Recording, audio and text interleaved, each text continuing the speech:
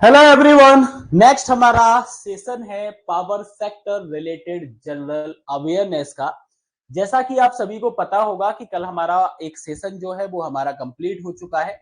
ये हमारा second session है और मैंने आपको जो बोला है कि ये जो सेशन हम ले रहे हैं power sector related general awareness के, ये आपके मोस्ट प्रोबेबल क्वेश्चन आपको यहाँ पे मैं सॉल्व करा रहा हूँ, जिसके चांसेस हैं कि आपके एग्जाम के अंदर पूछे जाएंगे। ठीक है, बहुत सारे क्वेश्चंस हमने कल भी सॉल्व किए थे और हर एक क्वेश्चन का आपको डिटेल्ड एक्सप्लेनेशन भी मैंने आपको प्रोवाइड कराया था। सिमिलरली आज भी हम उसी प्रकार क्वेश्चंस को सॉल्व करने वाले हैं, तो सभी लोग जल्दी से लाइव कनेक्ट हो जाइए। ठीक है, और हम स्टार्ट करते हैं आज का हमारा सेशन। होप सो कल वाला सेशन जो है आप लोगों को अच्छा लगा होगा। चलो तो बढ़ते हैं आगे और देखते हैं आज का हमारा पहला क्वेश्चन। ठीक है, जैसा कि आप बोर्ड पर देख पा रहे होंगे, आज का हमारा पहला क्वेश्चन है based on the following options choose the correct option. ठीक है, स्टेटमेंट नंबर 1 हमें यहाँ पे बोला जा रहा है non conventional energy is available in nature free of cost. मतलब जो नॉन कन्वेंशनल एनर्जी हमारी होती है, क्या वह नेचर में फ्री ऑफ कॉस्ट अवेलेबल है। सेकेंड स्टेटमेंट जो हमें यहाँ पे दिया गया है वो दिया गया है कि non conventional energy is exhaustible in nature. क्या नेचर के अंदर एग्जॉस्टेबल है नॉन कन्वेंशनल एनर्जी। और इस बेसिस पर चार ऑप्शंस दिए गए हैं। फर्स्ट हमारा ऑप्शन है statement 1 and statement second are correct and statement second is the correct explanation of the statement 1। Next आप ऑप्शन देखोगे तो नेक्स्ट ऑप्शन है statement 1 and statement second are correct and statement second is not the correct explanation of the statement 1। Next आप statement देखो यहाँ पे, मतलब option देखो, statement 1 is true and statement second is false and fourth हमारा है statement second is true and statement 1 is false. तो आप जल्दी से कमेंट करिए कि इस क्वेश्चन का जो आंसर है वो आंसर क्या रहने वाला है।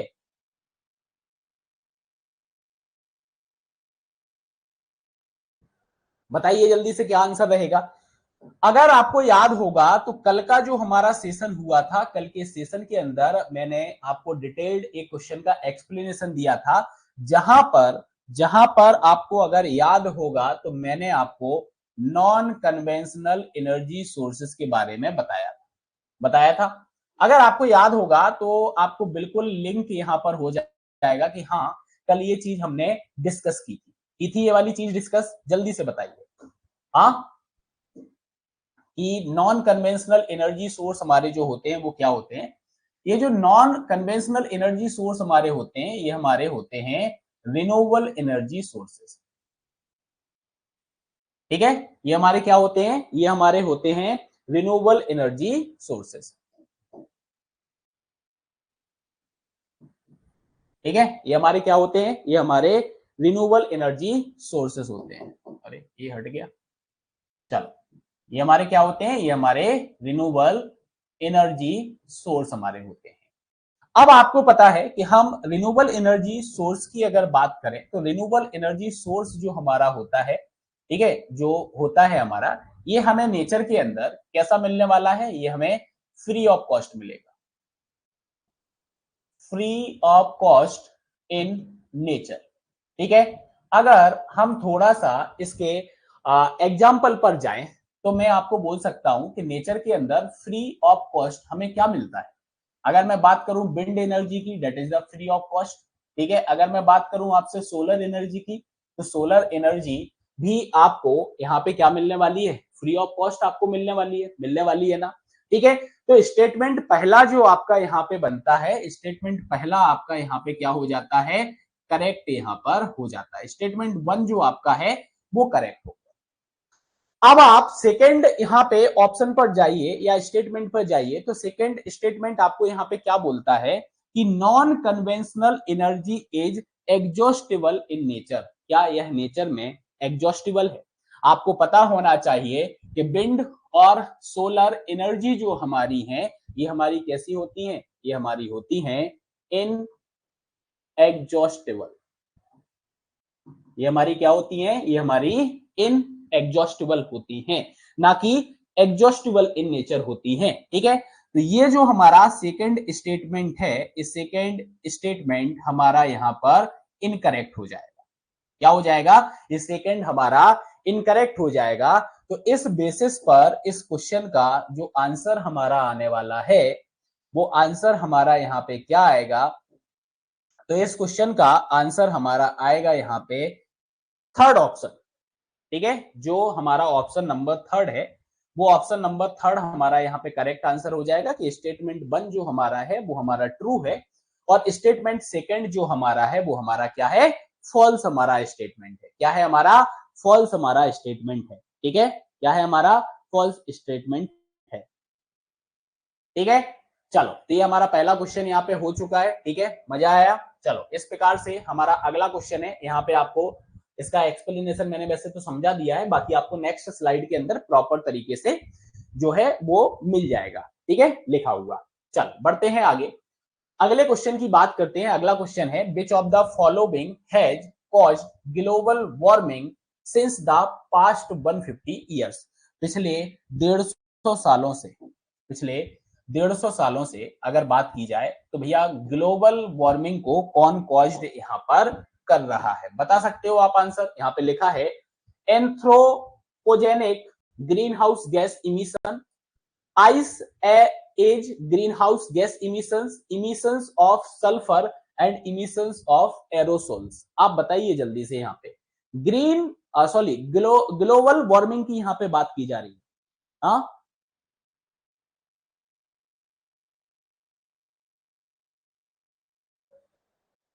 क्या आएगा आंसर? देखो, आप यहाँ पे सिंपल से क्वेश्चन को आप समझने की कोशिश करो। यहाँ पे आपसे बात जो की जा रही है, वो बात ये की जा रही है कि ये जो ग्लोबल वार्मिंग है, ये ग्लोबल वार्मिंग आपकी कैसे बढ़ रही है। अगर हम इसकी बात करें तो आपको पता है कि भैया ग्लोबल वार्मिंग दिन पर दिन हमारा क्यों बढ़ता जा रहा है? ये बढ़ता जा रहा है हमारा किस वजह से? ये बढ़ता जा रहा है हमारा इंडस्ट्रियल एक्सपांसन। ठीक है, इंडस्ट्रियल एक्सपांसन। अब आपको पता है कि अगर इंडस्ट्रियल एक्सपांसन होगा, क्या होगा आपका? इंडस्ट्रियल एक्सपांसन आपका होगा तो क्या होगा? गैसेस इमिशंस भी आपको देखने को मिलेगा। क्या मिलेगा? गैसेस इमिशंस भी आपको देखने को मिलेगा, और गैसेस इमिशंस आपका होगा तो ग्लोबल वार्मिंग भी आपकी बढ़ेगी। ठीक है, तो आपका इन चारों ऑप्शंस में से जो ऑप्शंस आपका करेक्ट है, वो आपका ऑप्शन यहाँ पे क्या होने वाला है? वो ऑप्शन आपका करेक्ट होने वाला है यहाँ पे option number 1, that is anthropogenic green house gas emissions. ठीक है, अच्छा, emissions of sulphur and aerosols, तो अगर इनकी बात करें that is the cool planet. ठीक है, ये आगे बढ़ते हैं। ठीक है, आगे बढ़ते हैं, यहाँ पे आपको मिल जाएगा एक्सप्लेनेशन। ठीक है, अगले क्वेश्चन पर अपन बात करते हैं। अगला क्वेश्चन हमारा है, which of the following has caused global warming? चार ऑप्शंस दिए गए हैं और आपसे पूछा गया है कि ग्लोबल वार्मिंग जो आपका है वो आपका किस वजह से यहाँ पर कॉज्ड होता है? तो बर्निंग ऑफ बायोमास आपका हो गया, बर्निंग ऑफ फॉसिल फ्यूल्स आपका हो गया, releasing CFC into the atmosphere and melting metals। तो बताओ जल्दी से क्या आंसर होगा?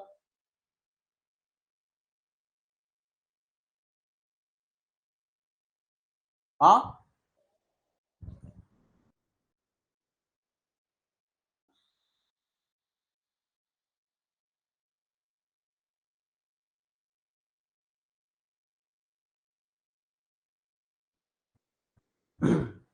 बताओ जल्दी से।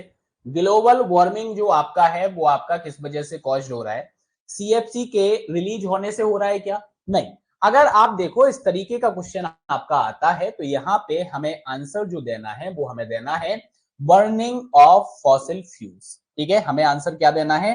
Burning of fossil fuels. Fossil fuels की अगर बात की जाए तो कल भी आपको बताया था, जैसे कि फॉर एग्जांपल आपका यहाँ पे कोल हो गया। ठीक है, क्या हो गया आपका? कोल आपका हो गया। तो जब हम कोल्स वगैरह को बर्न करते हैं तो यहाँ पे हमें क्या देखने को मिलेगा? मतलब पास्ट अगर 100 to 150 ईयर्स की अगर बात करें तो इंडस्ट्रियल एक्सपांशन की बात करें या डोमेस्टिक यूजेस की बात करें तो आपको क्या देखने को मिलेगा, हम फॉसिल्स फ्यूल को बर्न करते हुए आ रहे हैं। और फॉसिल्स फ्यूल को जब हम बर्न करते हैं तो हमें क्या देखने को मिलता है, हमें देखने को मिलता है जो सीएफसी आपका है, सीएफसी आपका रिलीज यहाँ पे हो रहा है। और सीएफसी की वजह से जो मेनली आपको यहाँ पे देखने को मिलेगा वो आपको क्या देखने को मिलता है, वो आपको ओजोन लेयर डिप्लीशन आपको देखने को मिलेगा। आपको क्या देखने को मिलेगा, आपको ओजोन लेयर डिप्लीशन देखने को मिलेगा। ठीक है, तो ये चीज आपको याद रखना है कि अगर इस तरीके का क्वेश्चन आता है तो हम बर्निंग ऑफ फॉसिल फ्यूल्स को यहाँ पे टिक मार्क करेंगे, ना कि सीएफसी को यहाँ पे करेंगे। ठीक है, तो ये हमारा आंसर यहाँ पे क्या होने वाला है, हमारा सेकंड ऑप्शन जो है वो सेकंड ऑप्शन हमारा इस क्वेश्चन का आंसर यहाँ पे रहने वाला है। ठीक है, बढ़ते हैं आगे और नेक्स्ट क्वेश्चन की अपन बात करते हैं। नेक्स्ट क्वेश्चन हमारा है What happens when a nuclear reactor core is damaged? अगर न्यूक्लियर रिएक्टर कोर जो आपका है अगर ये डैमेज हो जाए, क्या हो जाए, अगर ये डैमेज हो जाए तो भैया क्या होगा, हाँ तो क्या होगा बता सकते हो, आंसर क्या होगा। हाँ, पहला है significant amount of radio active isotopes are released, significant amounts of radioactive isotopes are released, significant amount of nitrogen oxide are released, greenhouse gases are released। जैसे आप लोगों ने अभी रिसेंटली पढ़ा होगा हमारा जो ऑपरेशन सिंदूर हुआ था और न्यूज वाले जो एक न्यूज चला रहे थे कि भैया इंडिया ने जो है वो पाकिस्तान के जो न्यूक्लियर वाला एरिया आपका था, ठीक है, न्यूक्लियर रेडिएशन जो है वो आपका डैमेज हुआ है, वो डैमेज हुआ है और उससे रेडिएशन जो है वो रेडिएशन नियर बाय साइट आपका फैल चुका है। ठीक है, तो आपको सीधा सीधा आपको यहाँ पे आंसर दिख रहा है कि अगर न्यूक्लियर रिएक्टर कोर जो हमारा है अगर ये डैमेज हो जाता है तो यहाँ पे आंसर हमें टिक करना है कि जो रेडियो एक्टिव आइसोटॉप्स हैं कुछ अमाउंट में इनका रिलीज जो है वो आपको देखने को मिलेगा। ठीक है, ठीक है, तो याद रखना ये जो आपके रेडियो एक्टिव आइसोटॉप्स होते हैं, रेडियो एक्टिव आइसोटॉप्स जो आपके होते हैं यह आपके क्या होते हैं, harmful for both human and environment. ठीक है, ये दोनों के लिए ही क्या आपको देखने को मिलेंगे, ये दोनों के लिए भी आपको हार्मफुल देखने को मिलेंगे। ठीक है, ठीक है, और हार्मफुल का मतलब ये है कि आपको एक सीरियस डिसीजेस यहां पे देखने को मिल सकती है, that is last of the generation. ठीक है, न्यूक्लियर, ठीक है, आई बात समझ में, तो ये आपका याद रखना significant amount of radio active isotopes जो आपके होंगे वो आपके रिलीज हो जाएंगे अगर न्यूक्लियर रिएक्टर कोर जो आपका है अगर वो आपका क्या हो जाता है, वो आपका डैमेज हो जाता है, क्या हो जाता है, आपका डैमेज हो जाता है। नेक्स्ट अगले क्वेश्चन पर अपन बात करते हैं, अगले क्वेश्चंस की बात अपन यहाँ पे करते हैं। अगला क्वेश्चन हमारा यहाँ पर है, हाँ अगला क्वेश्चन हमारा है अकॉर्डिंग टू EIA, ठीक है, अकॉर्डिंग टू EIA हम बात कर रहे हैं यहाँ पे EIA की। ठीक है, according to EIA what is the globally projected increase in transportation energy between 2018 to 2050। ठीक है, 2018 से 2050 के बीच में ट्रांसपोर्टेशन एनर्जी जो है कितना ग्लोबली प्रोजेक्टेड है कि कितना आपको इंक्रीज करना है, that is less than 10%, between 10 to 20%, greater than 100%, between 30 to 50%। तो आप यहाँ पे मुझे आंसर बताओ कि क्या आंसर यहाँ पे आने वाला है।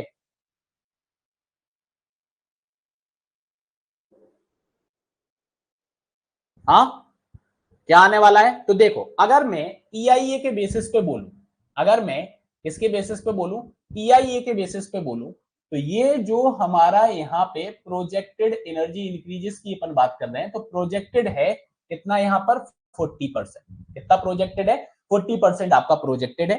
तो यहाँ पे आप 40% वाला कोई ऑप्शन आपको दिख रहा है? नहीं दिख रहा है भैया, 30 से 50 के बीच वाला हमें आंसर यहाँ पे दिख रहा है। तो इस क्वेश्चन का आंसर मैं ऑप्शन नंबर 4 यहाँ पे टिक कर दूंगा। क्या टिक कर दूंगा मैं? ऑप्शन नंबर 4 यहाँ पे टिक कर दूंगा। 4 हमारा यहाँ पर आंसर जो है वो आंसर हमारा हो जाएगा। ठीक है, और आप ये कैसे करोगे? आप ये करोगे कैसे? तो कैसे करोगे? तो आप इसको करोगे कैसे? ग्रोइंग डिमांड, ग्रोइंग डिमांड कहां पर? In developing country. Developing country के अंदर, डेवलपिंग कंट्री के अंदर आपको क्या करना है? डिमांड को ग्रो करना है। क्या करना है? आपको डिमांड को ग्रो करना है। ठीक है, तो ऑप्शन नंबर 4 जो आपका होगा, ऑप्शन नंबर 4 आपका यहाँ पर करेक्ट आंसर हो जाएगा। क्या हो जाएगा आपका? ऑप्शन नंबर 4 आपका करेक्ट आंसर यहाँ पर हो जाएगा। ठीक है, बढ़ते हैं आगे, बढ़ते हैं आगे और अगले क्वेश्चन की अपन बात करते हैं। और अगला क्वेश्चन हमारा है, what is the main aim of implementing eco energy policy. तो बताइए कि इको एनर्जी पॉलिसी जो हमारी है, क्या है हमारी? इको एनर्जी पॉलिसी जो हमारी है, इस इको एनर्जी पॉलिसी का एम क्या है? इंप्लीमेंटिंग एम क्या है? To tackle global warming and climate change, second option हमारा है। टू रिड्यूस एनर्जी कंजप्शन, ठीक है, एनर्जी कंजप्शन को रिड्यूस करना है। नेक्स्ट आपका है to manage energy production and consumption at the cost of degrading the environment. Next to prevent illegal energy production. तो आप बताइए मुझे इको एनर्जी पॉलिसी आपकी क्या है? ठीक है, तो आपको इको एनर्जी पॉलिसी के बारे में पढ़ना पड़ेगा। हाँ, पढ़ना पड़ेगा। ठीक है, तो याद रखना भैया, इको एनर्जी पॉलिसी जो आपका है, ये आपका डायरेक्टली किसके साथ टेकल करता है? अगर मैं आपसे बात करूं तो ये टेकल करता है आपका global warming and climate change. इस पर एंड क्लाइमेट चेंज। ठीक है, तो इस बेसिस पर अगर मैं आंसर आपको दूं तो आंसर हमारा यहाँ पे क्या हो जाएगा? ऑप्शन नंबर 1 जो है वो हमारा यहाँ पे करेक्ट आंसर हो जाएगा। ऑप्शन नंबर 1 जो हमारा रहेगा, वो ऑप्शन नंबर 1 हमारा जो रहेगा वो हमारा करेक्ट आंसर हो जाएगा। ठीक है, ठीक है, मतलब सीधी सीधी बात है कि भैया एनर्जी प्रोडक्शन कंजप्शन जो आपका है, ठीक है, वो तो सब जो है वो तो इंपोर्टेंट है ही।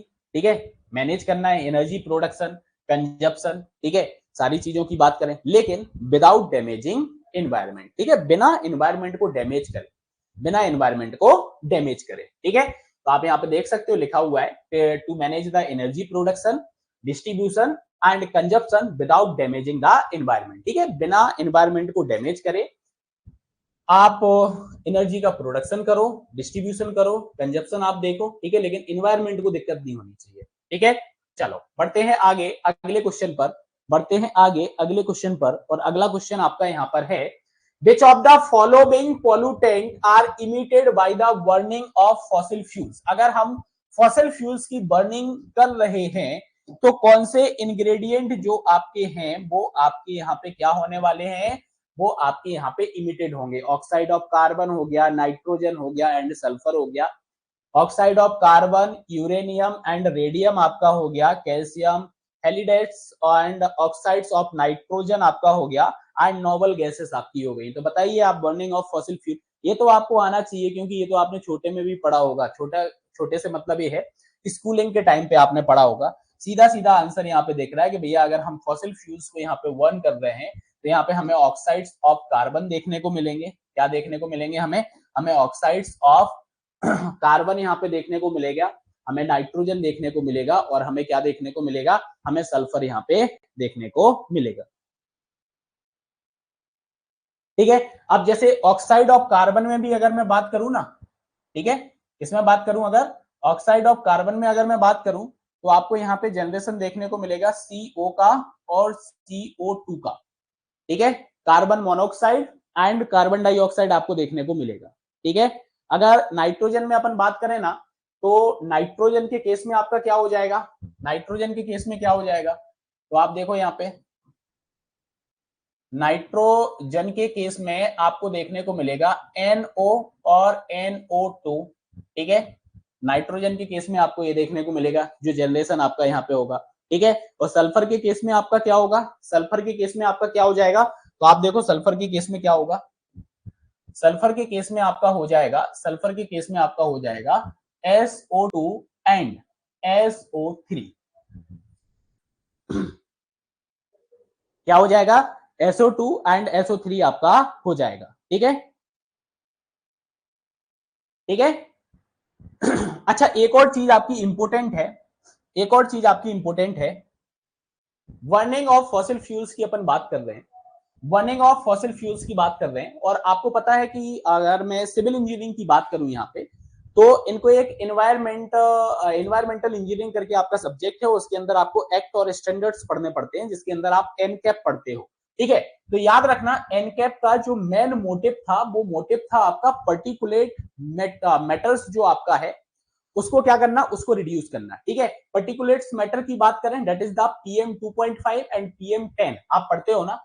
हाँ, तो आपको याद रखना है कि ये जो बर्निंग ऑफ फॉसिल फ्यूल्स की अपन यहाँ पे बात कर रहे हैं, ठीक है, बर्निंग ऑफ फॉसिल फ्यूल्स की अपन बात कर रहे हैं, तो आप याद रखिएगा इस चीज को, ऑल्सो जनरेट PM मतलब पर्टिकुलेट्स मैटर, मैं ब्रैकेट में यहाँ पे लिखे दे रहा हूं जिससे आपको कंफ्यूजन ना हो, 2.5 की मैं बात कर रहा हूँ, 10 की मैं बात कर रहा हूँ। ठीक है, और एंड एक और चीज आपका ये जनरेट करता है, हीट को ये जनरेट करता है। ठीक है, और किसको जनरेट करता है, हीट को आपका जनरेट करता है। ठीक है, तो याद रखना, इस चीज को आपको याद रखना है। ठीक है, इस चीज को आपको याद रखना है। ठीक है, तो इस क्वेश्चन का जो हमारा आंसर रहने वाला है, वो आंसर हमारा ऑप्शन नंबर 1 हो जाएगा। अगले क्वेश्चन पर बढ़ते हैं, अगले क्वेश्चन पे बढ़ते हैं, और अगला क्वेश्चन आप देखो, अगला क्वेश्चन है, which of the following are the component of steam power plant. जो हमारा स्टीम पावर प्लांट होता है, स्टीम पावर प्लांट के आपको कंपोनेंट बताना है। आप देखो भैया, अगर स्टीम पावर प्लांट आपने देखा होगा तो ही आप इसके कंपोनेंट बता पाओगे, तो ही आप इसके कंपोनेंट बता पाओगे। जैसे लिखा है boiler, turbine, condenser, pump, boiler, turbine, pump, expansion valve, evaporator, condenser, boiler, turbine, evaporator, condenser, boiler, expansion valve. ठीक है, मैं आपको अभी पहले आंसर बता दे रहा हूं, फिर आपको चित्र दिखाता हूं इसका। आंसर जो हमारा रहेगा, वो आंसर हमारा यहाँ पे रहने वाला है ये फर्स्ट वाला ऑप्शन। क्या आंसर रहने वाला है, ये फर्स्ट वाला ऑप्शन हमारा यहाँ पर आंसर रहने वाला है।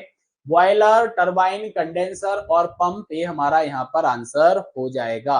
ठीक है, तो फर्स्ट ऑप्शन जो हमारा रहेगा ये हमारा सही रहने वाला है। आप देख सकते हो ये आपका यहाँ पे स्टीम पावर प्लांट है। ठीक है, ये आपका स्टीम पावर प्लांट है। इस स्टीम पावर प्लांट को आप अच्छे से देख लेना। ठीक है, अच्छे से देख लेना, आपको देख जाएगा कंडेंसर हो गया, बॉयलर हो गया, जनरेटर, टरबाइन। ठीक है, तो ये पूरा इसके अंदर लिखा हुआ है। मतलब आपको हर एक पावर प्लांट का जो आपका डायग्राम होता है, ठीक है, जो आपका डायग्राम होता है वो डायग्राम आपको देख लेना है, क्योंकि आपसे इस तरीके का भी क्वेश्चन पूछा जा सकता है। जैसे मैंने अभी आपसे स्टीम पावर प्लांट का पूछ लिया, आपसे थर्मल पावर प्लांट का भी पूछा जा सकता है। ठीक है, आपसे क्या पूछा जा सकता है, आपका थर्मल पावर प्लांट का पूछा जा सकता है, न्यूक्लियर पावर प्लांट का आपसे पूछा जा सकता है। ठीक है, तो इस तरीके के जो क्वेश्चंस हैं वो क्वेश्चंस आपके बन सकते हैं। तो ये जो इमेजेस हैं, ये इमेजेस आप यहाँ पे प्रॉपर तरीके से देख लीजिएगा। ठीक है, इस क्वेश्चन का आंसर मैंने आपको जैसा बताया, बॉयलर हो गया, टरबाइन हो गया, कंडेंसर हो गया, पंप हो गया। ठीक है, जो अपने को दिया गया था। एक्सपांशन वॉल्व वगैरह आपको यहाँ पे देखने को नहीं मिलेगा। अगले क्वेश्चन की अपन यहाँ पे बात करते हैं, अगले क्वेश्चन की अपन यहाँ पे बात करते हैं। अगला क्वेश्चन जो हमारा यहाँ पर है वो हमारा क्या है, Which of the following is an important measure of performance in the power plant? अगर हम बात करें कि पावर प्लांट के अंदर हमें पावर प्लांट का परफॉर्मेंस, अगर हमें पावर प्लांट का परफॉर्मेंस अगर हमें मेजर करना है, क्या करना है, अगर हमें पावर प्लांट का परफॉर्मेंस अगर हमें मेजर करना है, तो यहाँ पे हम किसका यूज करने वाले हैं, NTO का आप यूज करोगे, HHV का आप यूज करोगे, AP का यूज करोगे, या फिर आप NPHR का यहां पर यूज करोगे। ठीक है। तो आप यहाँ पे सबसे पहले तो आपको क्या होना चाहिए भैया, देखो आपको फुल फॉर्म पता होना चाहिए, ठीक है। अगर मैं आंसर की बात करूं तो आंसर हमारा यहाँ पे जो रहने वाला है वो आंसर हमारा ये फोन नंबर यहाँ पे रहने वाला है। तो ये फोन नंबर का जो फुल फॉर्म आपका रहेगा वो आपका रहेगा क्या, हाँ वो आपका रहेगा नेट प्लांट हीट रेट। क्या आपका रहेगा, net plant heat rate. Important आपका मेजर है परफॉर्मेंस ऑफ पावर प्लांट के लिए, ठीक है। और एपी जो आपका होता है ना, एपी जो आपका होता है ना, ये आपको क्या बताता है, ये आपको बताता है ऑक्सिलरी पावर। ये आपको क्या बताता है, ये आपको ऑक्सिलरी पावर बताता है। क्या बताता है आपको, ऑक्सिलरी पावर आपको बताता है, ठीक है। एनटीओ आपका क्या होता है, एनटीओ क्या होता है, तो एनटीओ आपका होता है एनटीओ आपका होता है नेट टरबाइन आउटपुट। क्या होता है आपका, नेट टरबाइन आउटपुट आपका होता है, ठीक है। और आपका एक क्या होता है, एक और एडिशनल आपको बता दे रहा हूं, एक आपका होता है एनटीएचआर। एनटीएचआर आपका होता है, तो एनटीएचआर क्या होता है, ये आपका होता है net turbine turbine heat rate, ठीक है। तो इसको भी आप जो है याद रखिएगा, ठीक है। ये फुल फॉर्म से भी आपका जो क्वेश्चन है वो क्वेश्चन आपका बन सकता है, पूछा जा सकता है। तो भैया आपको इन सारी चीजों को याद रखना है, ठीक है। चलो आई बात समझ में। चलो बढ़ते हैं आगे अगले क्वेश्चन पर। अगला क्वेश्चन देखिए आप,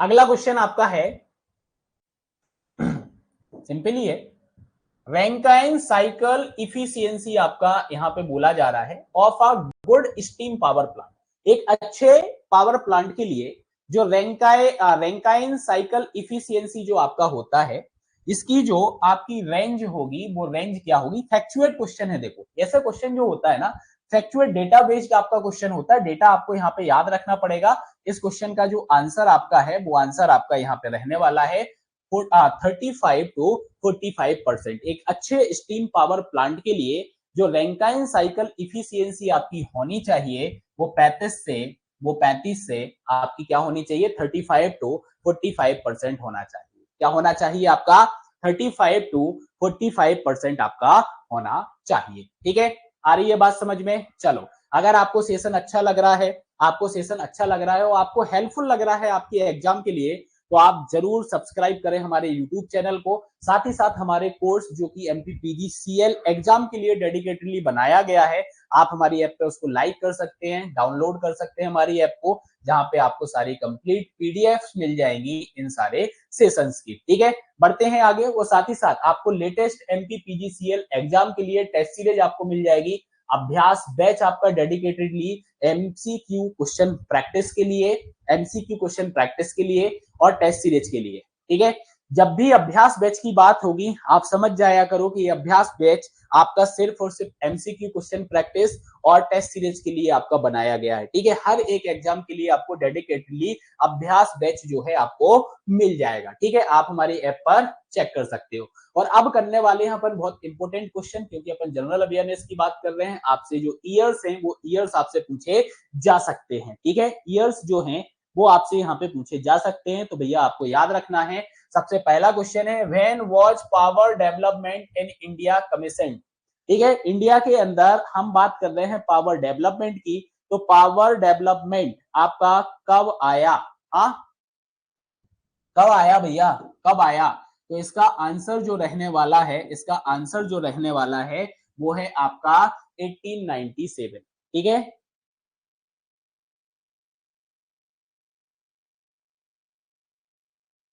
ठीक है,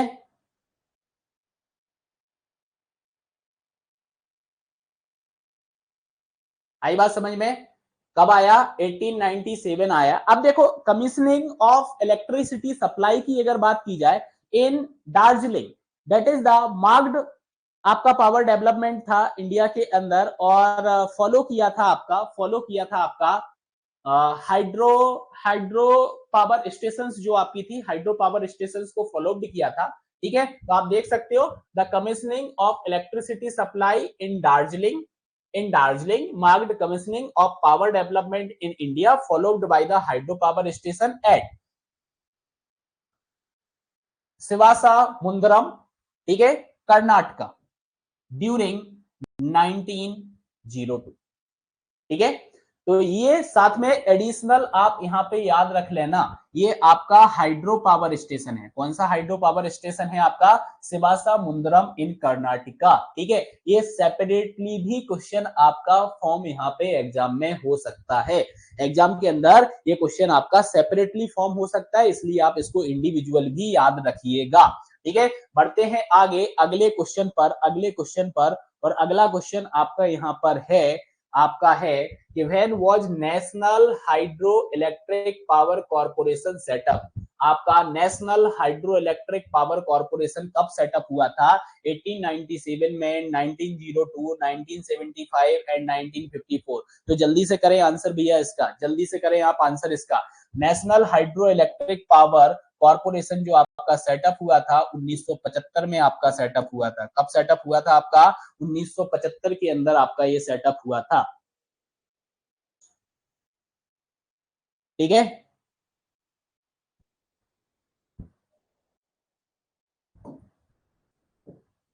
ठीक है। अब एक इंटरेस्टिंग फैक्ट आप देखो, जो आपका एनएचपीसी है ना, जो आपका एनएचपीसी आपका है ना, ये एनएचपीसी जो आपका था, ठीक है, अगर मैं ऐसा बोलूं आपसे, ऑन सितंबर 1, 2009, ठीक है, 1 सितंबर 2009 को जो आपका ये क्या बोलते हैं एनएचपीसी आपका था, हाँ, वो आपका क्या हुआ था?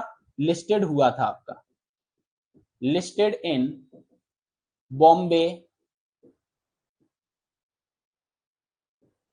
एक्सचेंज। अच्छा, बॉम्बे एक्सचेंज, और आपका आप ऐसा भी बोल सकते हो listed in national stock exchange, national stock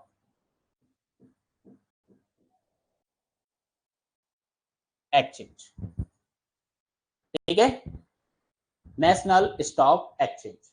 ठीक है, तो ये आंसर हमारा यहाँ पे रहने वाला है। डायरेक्ट क्वेश्चन आएगा, इस तरीके से क्वेश्चन आपके जो है वो डायरेक्ट क्वेश्चंस आपसे पूछे जा सकते हैं, आप बिल्कुल याद रखिएगा। ठीक है, चलो बढ़ते हैं आगे। अगला क्वेश्चन जो हमारा है, अगला क्वेश्चन हमारा है, और सिंपल सा ही अगला क्वेश्चन हमसे पूछा जा रहा है हमसे, when was national thermal power corporation setup? जो हमारा नेशनल थर्मल पावर कॉर्पोरेशन हमारा है, इसके अगर हम सेटअप की बात करें तो आंसर याद रख लो आप भैया, 1975 में इसको भी सेटअप किया गया था। 1975 के अंदर इसको भी सेटअप किया गया था। हाँ, ठीक है, बस यहाँ पे एक इंटरेस्टिंग फैक्ट आपका है, वो आपको याद रखना है यहाँ पे, कि जो कंपनी यहाँ पे इनकॉर्पोरेट हुई थी, जो कंपनी आपकी क्या हुई थी, कंपनी जो आपकी इनकॉर्पोरेटेड हुई थी, कंपनी इनकॉर्पोरेटेड अंडर, इसके अंडर में यह इनकॉर्पोरेट आपकी हुई थी कंपनी, तो ये कंपनी आपकी हुई थी incorporated through the company act. अच्छा, ये एक्ट की बात करें ना, तो जैसे एई के अंदर अभी आपके एक्ट बहुत सारे जोड़ दिए गए थे। ठीक है, तो कंपनीज एक्ट आपका जो था वो आपका कब इनेक्टेड हुआ था? कंपनीज एक्ट आपका इनेक्टेड हुआ था 1956 के अंदर। कब आपका इनेक्टेड हुआ था? ये आपका 1956 में इनेक्टेड हुआ था, और इस एक्ट के तहत आपकी जो कंपनी है यहाँ पे इनकॉर्पोरेटेड हुई थी नेशनल थर्मल पावर कॉर्पोरेशन के लिए, जो कि आपकी 1975 में हुई थी। ठीक है, कब हुई थी? 1975 में आपकी हुई थी। ठीक है, ठीक है, याद रखना, याद रखना, इस कंपनी का जो हेडक्वार्टर है, कंपनी का जो हेडक्वार्टर है, हेडक्वार्टर्स जो आपका है वो हेडक्वार्टर्स आपका कहां पर है? हेडक्वार्टर्स आपका है न्यू दिल्ली। हेडक्वार्टर्स आपको कहां देखने को मिलेगा? न्यू दिल्ली में आपको हेडक्वार्टर देखने को मिलेगा। ठीक है, चलो बढ़िया। अगले क्वेश्चन के आंसर की अपन बात करते हैं। बताओ, which of the following are renewable energy sources? Renewable energy sources आपके क्या है? अच्छा, एक और चीज याद रखना, रिन्यूएबल एनर्जी सोर्सेस मतलब कि ये कंफ्यूज बिल्कुल नहीं होना है, आपसे यहाँ पे नॉन कन्वेंशनल एनर्जी सोर्स भी पूछ सकता है। Non conventional energy, non conventional energy source भी पूछ सकता है। ठीक है, तो अगर मैं बात करूं तो देखो, सोलर हो गया, विंड हो गया, जियोथर्मल हो गया। अगर आपको याद होगा तो ये वाला क्वेश्चन, इसका डिटेल्ड एक्सप्लेनेशन मैं आपको प्रीवियस सेशन में दे चुका हूं। ठीक है, explain in previous session. Solar और विंड की तो बात हो गई है, जियोथर्मल मैंने आपको बताया था, हाँ, अर्थ सरफेस के अंदर जो आपको इंटरनल हीट की वजह से देखने को मिलता है। ठीक है, तो इस क्वेश्चन का आंसर जो हमारा रहने वाला है वो हमारा क्या हो जाएगा? All the above. क्या हो जाएगा आंसर हमारा? ऑल द एबव हमारा आंसर हो जाएगा, मतलब फोर्थ ऑप्शन हमारा यहाँ पर सही होगा। ठीक है, डिटेल्ड एक्सप्लेनेशन आपको प्रीवियस हमारा जो सेशन हुआ था उस प्रीवियस सेशन के अंदर आपको देखने को मिल जाएगा। ठीक है, बढ़ते हैं आगे, बढ़ते हैं आगे नेक्स्ट क्वेश्चन की ओर। नेक्स्ट क्वेश्चन की ओर अपन बढ़ते हैं और अगला क्वेश्चन हमारा है, what is disadvantage of renewable energy? Renewable energy का डिसएडवांटेज क्या है? बताइए भैया जल्दी से। हाई पॉल्यूशन, आपका है resign specific availability, high running cost, unreliable supply. हाँ, तो आपको याद हो कि कल का जो एक सेशन हुआ था उस सेशन के अंदर मैंने आपको बताया था कि भैया रिलायबल आपका नहीं हो पाता है। ठीक है, रिलायबल नहीं आपका हो पाता है। ठीक है, तो एक तरीके का ये हमारा जो है वो हमारा डिसएडवांटेज यहाँ पे बन जाता है, इसका रिन्यूएबल एनर्जी का। ठीक है, रिन्यूएबल एनर्जी का जो हमारा डिसएडवांटेज यहाँ पे बनता है वो डिसएडवांटेज हमारा क्या बन जाएगा? अनरिलायबल सप्लाई हमारी यहाँ पर डिसएडवांटेज बन जाएगी। ठीक है, चलो बढ़ते हैं अगले ऑप्शन पर, अगले ऑप्शन पर सॉरी अगले क्वेश्चन पर अपन बढ़ते हैं। और अगला क्वेश्चन है, where is the large wind farm located in the India? India के अंदर बात की जा रही है लार्जेस्ट विंड फार्म। तो अगर आपको याद होगा तो कल मैंने आपको बताया था, कल मैंने आपको बताया था कि लार्जेस्ट विंड फार्म जो आपका होता है वो कौन सा होता है? कौन सा आपका होता है? आपको पता है, जो आपका मुपंडल विंड फार्म आपका है जो कि आपका तमिलनाडु में लोकेटेड है, that is the largest wind farm. ये आपका क्या है? लार्जेस्ट विंड फार्म आपका है। तो आंसर हमारा जो यहाँ पे रहेगा वो हमारा सेकेंड ऑप्शन हो जाएगा। ठीक है, लार्जेस्ट विंड फार्म मैंने आपको कल की क्लास में ये बताया था। ठीक है, इसके अलावा आप बाकी चीजें भी याद रख लेना, Jaisalmer wind farm Rajasthan, Baspet wind farm Maharashtra, Chakla wind farm Maharashtra. ठीक है, इनको भी आप याद रख लेना, ये पूछे जा सकते हैं कि भैया कौन सा कहां पर है, लेकिन यहाँ पे स्पेशली लार्जेस्ट की बात की थी तो लार्जेस्ट हमारा कौन सा होता है? तो हमारा ऑप्शन नंबर 2 जो है वो हमारा यहाँ पर करेक्ट हो जाएगा। ठीक है, चलो बढ़ते हैं आगे। अगला क्वेश्चन हमारा है, अगला क्वेश्चन है, where does India stand on solar energy production? ठीक है, सोलर एनर्जी। अच्छा, कल अपन ने कोल का देखा था, कोल कंजप्शन के बेसिस पे देखा था कि भैया कोल कंजप्शन कितना हुआ था इंडिया में, एक पर्टिकुलर ईयर का आपका क्वेश्चन था जो हमने कल के सेशन में देखा था। और आज जो क्वेश्चन हमारा आया है वो क्वेश्चन हमसे पूछा जा रहा है कि सोलर एनर्जी प्रोडक्शन की बात की जा रही है, तो सोलर एनर्जी प्रोडक्शन में इंडिया कहां पे स्टैंड करता है? तो सोलर एनर्जी प्रोडक्शन में इंडिया का जो स्थान है वो स्थान आपका कौन सा है? वो है आपका थर्ड स्थान। कौन सा स्थान है? थर्ड स्थान है। ठीक है, थर्ड प्लेस पर आपका इंडिया स्टैंड करता है इन सोलर एनर्जी प्रोडक्शन, इन सोलर एनर्जी प्रोडक्शन। तो सोलर एनर्जी प्रोडक्शन के अंदर, सोलर एनर्जी प्रोडक्शन के अंदर भैया थर्ड प्लेस पर आपका है अगला क्वेश्चन आप देखो, यहाँ पे अगला क्वेश्चन देखो, अच्छा क्वेश्चन आपका है। India position in the global wind energy council. अब शॉर्ट फॉर्म में आपसे ये पूछा जा सकता है GWEC, तो आप याद रखिएगा कि GWEC का फुल फॉर्म आपका होता है global wind energy council. First, second, third और फोर्थ, तो आप बताइए इंडिया विंड एनर्जी काउंसिल के अंदर किस पोजीशन पर आपका स्टैंड करता है? तो भैया इंडिया हमारा स्टैंड करता है फोर्थ पोजीशन पर। किस पर स्टैंड करता है? इंडिया हमारा यहाँ पे क्या करता है? इंडिया हमारा फोर्थ पोजीशन पर स्टैंड आउट करता है। क्या करता है? फोर्थ पोजीशन पर स्टैंड आउट करता है। अगले क्वेश्चन की अपन बात करते हैं, और अगला क्वेश्चन हमारा है what is the estimated wind energy available over the earth surface? Earth surface पर एस्टिमेटेड विंड एनर्जी कितनी अवेलेबल है? सीधा सीधा फैक्चुएट आपसे क्वेश्चन पूछा जा रहा है, आपको टिक कर देना है, 1.7 by 107 MW। ठीक है, तो second option that is the correct answer कि ये हमारी अर्थ सरफेस पर अवेलेबल विंड एनर्जी है। क्या है?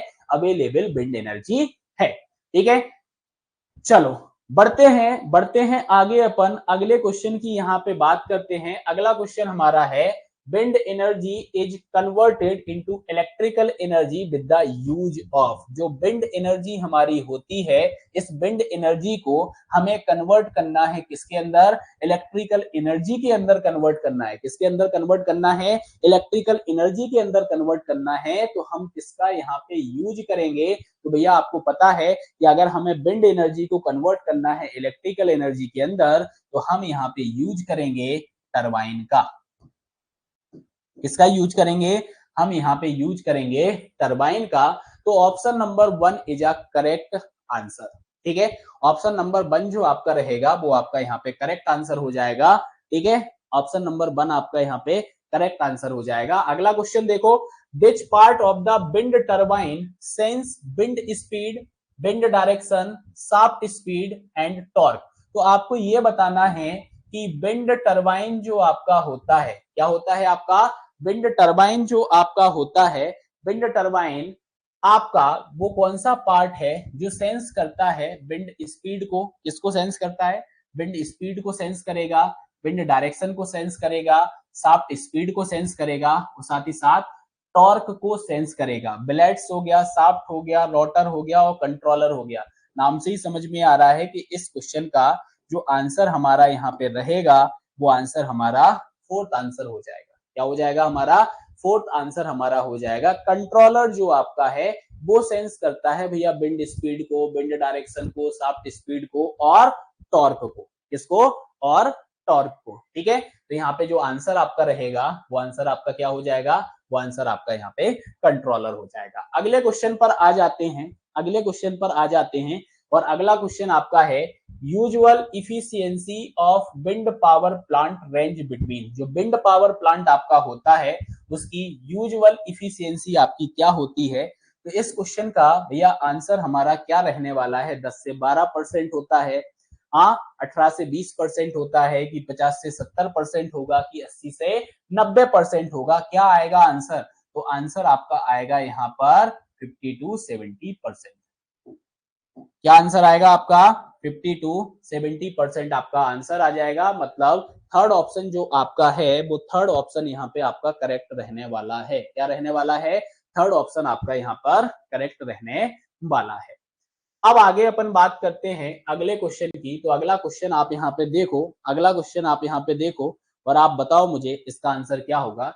Which one of the following is the largest source of electricity in India?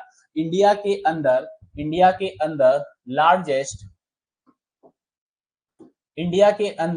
Largest energy source जो आपका है वो आपका क्या है? तो बताइए भैया जल्दी से। कल मैंने आई थिंक इस टाइप का एक क्वेश्चन किया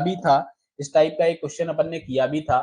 तो क्या आंसर आएगा? सिंपल सा है, थर्मल पावर प्लांट जो आपका है that is the largest source. India के अंदर लार्जेस्ट सोर्स जो आपका है वो आपका थर्मल पावर प्लांट है। ठीक है, तो कल मैंने आपको बताया था कितनी इंस्टॉल्ड कैपेसिटी है आपकी थर्मल पावर प्लांट्स की, ठीक है। तो अगर मैं यहाँ पे इसके प्रोडक्शन की आपसे बात करता हूँ, ठीक है, किसकी बात करता हूँ, प्रोडक्शन की बात करता हूँ या इलेक्ट्रिसिटी जनरेशन की बात करूँ, ठीक है। तो इलेक्ट्रिसिटी जनरेशन में कितना कॉन्ट्रीब्यूशन है, इलेक्ट्रिसिटी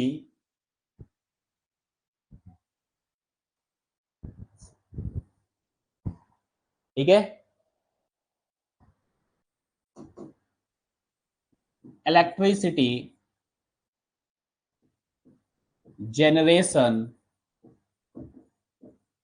कंट्रीब्यूशन की अपन बात करें, कंट्रीब्यूशन की अपन बात करें तो ये हमारा आएगा 60 to 70%। कितना आएगा हमारा, 60 to 70% हमारा आ जाएगा टोटल इंस्टॉल्ड इलेक्ट्रिसिटी कैपेसिटी का, किसका, ऑफ टोटल इंस्टॉल्ड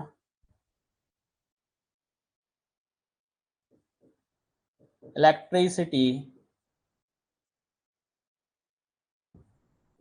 कैपेसिटी का, ठीक है।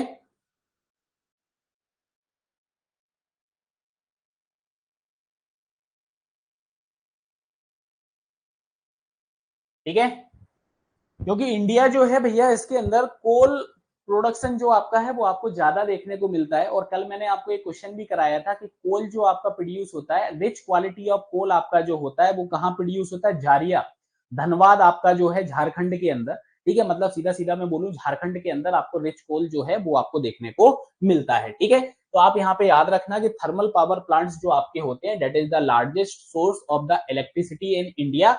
और इलेक्ट्रिसिटी जनरेशन में इनका जो कंट्रीब्यूशन है दैट इज 60 to 70% आपका है टोटल इंस्टॉल्ड कैपेसिटी, इसकी इलेक्ट्रिक कैपेसिटी का आपका जो रहेगा, ठीक है। यहाँ पे आपको एक्सप्लेनेशन पूरा यहाँ पे दिया हुआ है, पूरा आपको यहाँ पे दिया हुआ है, ठीक है।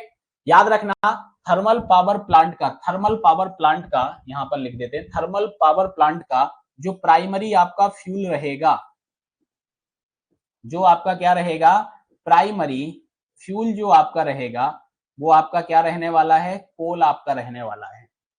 क्या रहने वाला है आपका, कोल रहने वाला है, ठीक है। चलो आगे बढ़ते हैं, यहाँ पे एक्सप्लेनेशन आपको पूरा मिल जाएगा, ठीक है, पूरा मिल जाएगा। और मैंने आपको बताया भी था कि thermal power station in India में अगर मैं बात करूं तो जो हमारा विंध्याचल, विंध्याचल हमारा थर्मल पावर स्टेशन है जो कि मध्य प्रदेश है, ठीक है, सिंगरौली मध्य प्रदेश, ठीक है, बताया था आपको सिंगरौली मध्य प्रदेश जो आपका है, और एनटीपीसी दादरी उत्तर प्रदेश के अंदर जो आपका है, ठीक है। ये आपको बताया था मैंने कल की क्लास में। और थर्मल पावर प्लांट आपको बताया था कि लार्जेस्ट थर्मल पावर प्लांट आपका कौन सा है और सेकंड लार्जेस्ट आपका थर्मल पावर प्लांट कौन सा है। कल अपन इस पर बेस्ड क्वेश्चन ऑलरेडी सॉल्व कर चुके हैं, ऑलरेडी सॉल्व अपन कर चुके हैं, ठीक है। तो coal based thermal power plant की यहाँ पे बात की जाए आपसे, इसकी बात की जाए, coal based thermal power plant की आपकी बात की जाए तो याद रखना that is the backbone of the Indian electricity generation, that is the coal based power plant, ठीक है। लेकिन एक और चीज है कि भैया हाईली पॉल्यूटिंग, ये आपका पॉल्यूशन भी जो है बहुत ज्यादा यहाँ पे क्रिएट करते हैं, बहुत ज्यादा आपका करते हैं यहाँ पे, ठीक है। और एक और चीज आप याद रखना, मेजर कोल्ड फील्ड जो आपके हैं इसके अंदर आपका झारिया हो गया है, साथ ही साथ आपका रानीगंज हो गया है, कोरबा आपका हो गया है, ठीक है। थर्मल पावर प्लांट पर यह आपके फ्यूल को सप्लाई करते हैं, क्या करते हैं, फ्यूल सप्लाई जो आपका होता है वो झारिया हो गया, रानीगंज आपका हो गया और कोरबा आपका हो गया, ठीक है। यहां से आपका फ्यूल सप्लाई होता है थर्मल पावर प्लांट्स पर, ठीक है, थर्मल पावर प्लांट्स पर। चलो next other source of power generation की बात करें तो हाइड्रो पावर की अगर अपन बात करें, क्योंकि ये भी क्वेश्चन आपसे पूछा जा सकता है, तो याद रखना हाइड्रो पावर जो आपका होता है ये कंट्रीब्यूट करता है around 12 to 15%। Indian electricity production जो आपका होता है उसमें 12 से 15% जो कंट्रीब्यूशन है वो कंट्रीब्यूशन आपका हाइड्रो पावर कंट्रीब्यूशन आपको देखने को मिलेगा, ठीक है। दैट इज द, याद रखना that is the second largest source, ठीक है। फर्स्ट आपका थर्मल हो गया, ठीक है, मतलब कि कोल बेस्ड आपका हो गया, और सेकेंड आपका लार्जेस्ट जो सोर्स आपका है वो आपका हाइड्रो पावर हो गया। ठीक है, वो आपका क्या हो गया, वो आपका हाइड्रो पावर हो गया। वो आपका क्या हो गया, वो आपका हाइड्रो पावर हो गया। इसके बाद अगर अपन बात करें तो अपन बात कर लेते हैं भैया न्यूक्लियर पावर की। अपन किसकी बात कर लेते हैं, अपन न्यूक्लियर पावर की बात कर लेते हैं। तो न्यूक्लियर पावर जो आपका होता है, इंडिया के अंदर जो इलेक्ट्रिसिटी जनरेशन हो रहा है उसके अंदर सिर्फ 2 to 3% ही आपको कॉन्ट्रीब्यूशन देखने को मिलेगा।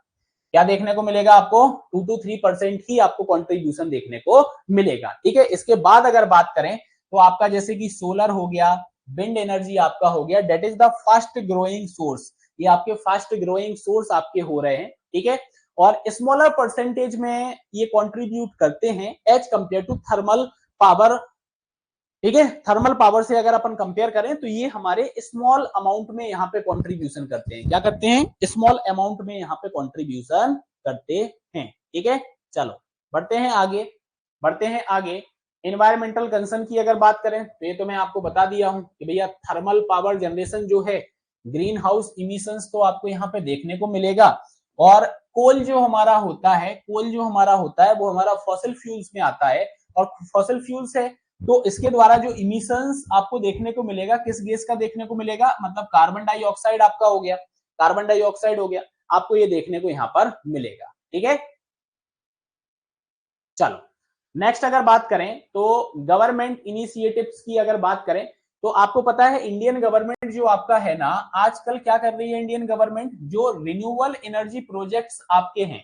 ठीक है, इसके अंदर बहुत सारी स्कीम्स हैं, जैसे कि नेशनल सोलर मिशन आपका हो गया, विंड एनर्जी प्रोग्राम्स हो गया। ठीक है, तो याद रखना ये नेशनल सोलर मिशन और आपका विंड एनर्जी प्रोग्राम जो आपका हो गया, इसके तहत इंडियन गवर्नमेंट यहाँ पे क्या कर रही है, यहाँ पे रिन्यूएबल एनर्जी प्रोजेक्ट्स को क्या कर रही है, आपकी प्रमोट कर रही है। ठीक है, और इंडिया का मेन एम जो है वो है achieve 50% electricity generation from renewable energy sources. कब, 2030 तक। ठीक है, 2030 तक। ठीक है, तो ये चीज आपको यहाँ पे याद रखना है, यहां से भी क्वेश्चन जो है आपका बन सकता है, क्वेश्चन आपका बन सकता है। जितना डेटा अभी मैंने आपको ये बताया है, इस डेटा से आपके 3 to 4 क्वेश्चंस और क्रिएट हो सकते हैं।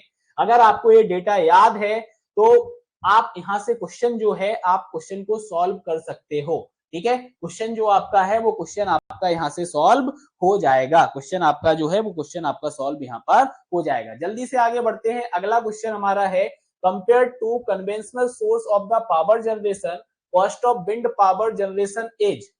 हाँ, कन्वेंशनल सोर्सेस से अगर पावर जनरेशन की बात कर रहे हैं और विंड पावर से जनरेशन की बात कर रहे हैं, तो आप यहाँ पे कॉस्टिंग की बात करोगे 100 टाइम्स, 10 टाइम्स, 1/10 टाइम्स नहीं, यहाँ पे आंसर आप सीधा सीधा टिक कर देना, एक कंपेरेबल पॉइंट आपका यहाँ पे आ जाता है। ठीक है, तो थर्ड ऑप्शन आपका जो रहेगा यहाँ पे आपका सही हो जाएगा। क्या हो जाएगा, थर्ड ऑप्शन आपका यहाँ पे सही हो जाएगा। अगले क्वेश्चन पे आते हैं, अगला क्वेश्चन है which energy system is based on the conversion of kinetic energy from moving air into electrical energy। Simple सा है, सीधा सामने आंसर आ रहा है, विंड।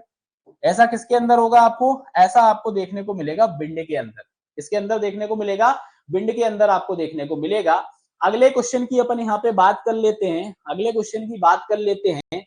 अगला क्वेश्चन जो हमारा है वो हमारा है which fossil fuels is the most carbon intensive and has the highest CO2 emission.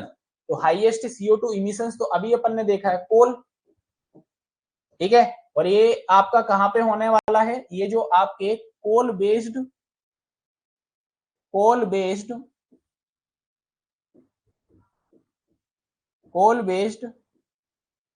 Thermal power plant होते हैं, वहां पे आपको ये देखने को मिलेगा, वहां पे आपको ये देखने को मिलेगा। ठीक है, क्यों, क्योंकि इनका जो प्राइमरी फ्यूल होता है, इनका क्या होता है, इनका जो प्राइमरी फ्यूल होता है वो आपका क्या होता है, वो कोल होता है। ठीक है, वो हमारा क्या होता है, वो हमारा कोल होता है। ठीक है, आई बात समझ में, ये हो गया हमारा यहाँ पे। चलो बढ़ते हैं आगे, अगले क्वेश्चन की बात करते हैं, अगले क्वेश्चन की अपन बात करते हैं। अगला क्वेश्चन आपका है in a hydro electric power plant what is the use to generate the electricity. भैया आंख बंद करके कोई भी बता देगा। हाइड्रो इलेक्ट्रिक पावर प्लांट के अंदर हमें पानी देना पड़ता है टरबाइन घुमाने के लिए, ठीक है, तो ये आ जाएगा फॉलिंग वाटर। क्या आ जाएगा अपना आंसर? अपना आंसर यहाँ पे फॉलिंग वाटर आ जाएगा। थर्ड जो हमारा ऑप्शन है वो थर्ड ऑप्शन हमारा यहाँ पर आंसर रहेगा। क्या रहेगा? थर्ड ऑप्शन जो हमारा रहेगा वो थर्ड ऑप्शन हमारा यहाँ पर आंसर रहने वाला है। बढ़ते हैं अगले क्वेश्चन पर, और अगला क्वेश्चन आप यहाँ पे देखो, सिंपल सा क्वेश्चन है आपका, what is the major green house gas produce from burning fossil fuels. अभी आप पढ़ चुके हैं फॉसिल फ्यूल्स की। अगर अपन बात करें फॉसिल फ्यूल्स में आपका कोल आ गया, मतलब अगर हम कोल की यहाँ पे बर्निंग कर रहे हैं तो हमें यहाँ पे देखने को मिलता है CO2। कितनी बार अपन ये क्वेश्चन सॉल्व कर चुके हैं। आंसर सीधा आप टिक करोगे यहाँ पे, सीधा आप आंसर यहाँ पे टिक करोगे, आपका आंसर यहाँ पे कार्बन डाइऑक्साइड आ जाएगा। क्या आंसर आ जाएगा आपका? कार्बन डाइऑक्साइड आपका यहाँ पर आंसर आ जाएगा। हम अगले क्वेश्चन पे बढ़ते हैं, हम अगले क्वेश्चन पे यहाँ पे बढ़ते हैं, और अगला क्वेश्चन हमारा है which energy source harnesses the earth internal heat for electricity generation. तो आपको ये मैं फर्स्ट सेशन जो हमारा हुआ था उसके अंदर बता चुका हूं, और इसका आंसर जो आपका रहने वाला है वो आंसर आपका जियोथर्मल यहाँ पे रहने वाला है। क्या आंसर रहने वाला है? जियोथर्मल आपका यहाँ पर आंसर रहने वाला है। तो ऑप्शन नंबर 2 जो आपका रहेगा वो ऑप्शन नंबर 2 आपका यहाँ पर सही हो जाएगा। ठीक है, अगले क्वेश्चन पर बढ़ते हैं, और अगला क्वेश्चन हमारा है which energy system utilize the gravitational pull of the moon to generate electricity. ऐसा तो बस एक ही चीज में होता है, बायोमास में नहीं होगा, न्यूक्लियर में नहीं होगा, फॉसिल फ्यूल में नहीं होगा, ये होता है आपका टाइडल एनर्जी जो आपका होता है, इस केस के अंदर आपका होता है। तो ये आपका करेक्ट आंसर हो जाएगा ऑप्शन नंबर 1। ठीक है, क्या हो जाएगा? ऑप्शन नंबर 1 हो जाएगा। ठीक है, चलो तो भैया ये हमारा आज का था लास्ट क्वेश्चन, ये था हमारा लास्ट क्वेश्चन, और आज का जो हमारा power sector related general awareness का सेशन था वो हो जाता है यहाँ पे कंप्लीट। अगर किसी प्रकार का आपको डाउट रहता है या किसी प्रकार का गाइडेंस आपको चाहिए तो ये हमारे नंबर्स हैं, ये हमारे नंबर्स हैं, आप इन नंबर्स पे कॉल करके गाइडेंस को ले सकते हैं। कोर्सेस वगैरह की जानकारी आपको चाहिए तो उस जानकारी के लिए आप इन नंबर्स पे कॉल कर सकते हैं। हमारी ऐप नेविगेट प्राइम ऐप को आप डाउनलोड करो, आप यहाँ पे पीडीएफ्स वगैरह आपको सारी अवेलेबल हो जाएंगी, आपको कोर्स आपको अवेलेबल हो जाएगा। ठीक है, तो A to Z चीजें जो हैं आपको इस नेविगेट प्राइम ऐप पर मिल जाएंगी। ठीक है, आपको ऐप हमारा प्ले स्टोर पर मिल जाएगा, iOS पर मिल जाएगा, साथ ही साथ आप वेब पर भी एक्सेस कर सकते हो। ठीक है, अगर सेशन आपको पसंद आ रहा है, कोर्स आपको पसंद आ रहा है तो आप जरूर कोर्स को लाइक करें, शेयर करें अपने दोस्तों के साथ। मिलते हैं अगले सेशन में, और अगले सेशन में हम आगे इसके क्वेश्चंस को सॉल्व करेंगे। आप लोग रिवाइज करिएगा, और जैसा कि मैंने आपको बोला है कि क्वेश्चंस जो है एग्जाम में आपको इस प्रैक्टिस सेशन से जरूर देखने को मिलेंगे। तो मिलते हैं अगले सेशन में। Thank you, class over.